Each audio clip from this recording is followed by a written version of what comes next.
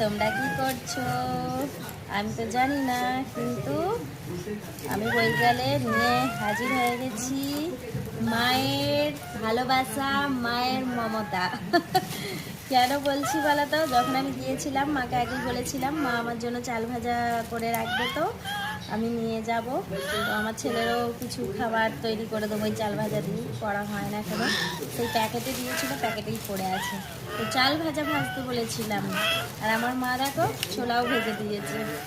মা জানে ছোলা ভাজাও খেতে আমি পছন্দ করি, দোকানের থেকে মানে বাড়িতে যেগুলো ভাজে আমার ভালো লাগে। তো এখন যেহেতু আমি চাল ভাজা ভাজতে আমি পারি, কিন্তু বলার মানে বলেছি তারপরেই তৈরি করে রেখে দিয়েছে সব। একেই বলে মা, বাচ্চাদের মনের কথা ঠিক বুঝতে পারে। তো কারা কারা মাকে ভালোবাসো? সবাই ভালোবাসে জানি, তবুও বলছি। তো তারা অবশ্যই একটা কিন্তু লাইক করে দিও। তাই চাল ভাজা আমি এই ডিপেতে ভরবো, এটাকে ডিপে নিয়ে হাজির হয়ে গেছি। ডিপেতে ভরবো, সেই থেকে যেই থেকে এসেছি সেই থেকেই ভরা হচ্ছে না, টাইম পাচ্ছি না। আর আমি চাল ভাজা ভাজতে পারি, কিন্তু আমার এখন সময় হচ্ছে না। আমার ছেলে যা দুষ্টু কি বলবো, এখানে বসে বসেও আমাকে মানে ভিডিও করতেই দেবে না, এরকম টানাটানি করছিল। আমি অনেকক্ষণ বাদে বসেছি, এখন তো 5টা বাজে। তো জানি না কখন ভিডিও ছাড়বো, এত বদমাইশি করছে। ঢাকনা খুলে নিয়েছে ডিপের, কার্টুন চালিয়ে দিয়েছি, দেখবে না আমি কি করছি সেটা দেখবে।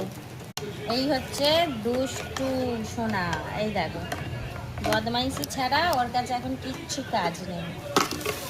বাচ্চা হলে যা হয় সবাই জানো, মানে সবার বাড়িতে এখন বাচ্চা আছে, তো বুঝতেই পারছো। তো এই ছোলাগুলো আমি তো মাকে বলিনি, কিন্তু তা সত্ত্বেও ভেজে দিয়েছে। আর মাকে না বলাই তো ভেজে দিয়েছে, কিন্তু অন্য কেউ হলে হয়তো মুখে বলাতেও করতো না।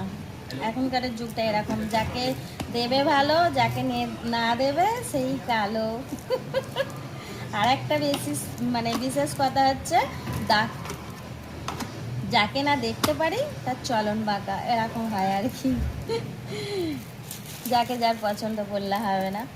চলো, মায়ের কথা বলতে বলতে তো অন্য কথাতে চলে যাচ্ছি, কিন্তু মা মাই হয়। আর মাকে কেউ অপমান করো না, মাকে ভালোবাসতে শেখো। আমি যতটা আমার মায়ের কেয়ার করি, জানি না কেউ করে কি না। আমি তার সন্তান, আমার মা যেমন আমার মনের কথা বুঝতে পারে, ঠিক সেরকম আমিও বোঝার চেষ্টা করি, আর বুঝি অনেক কিছু কথা। তো চলো।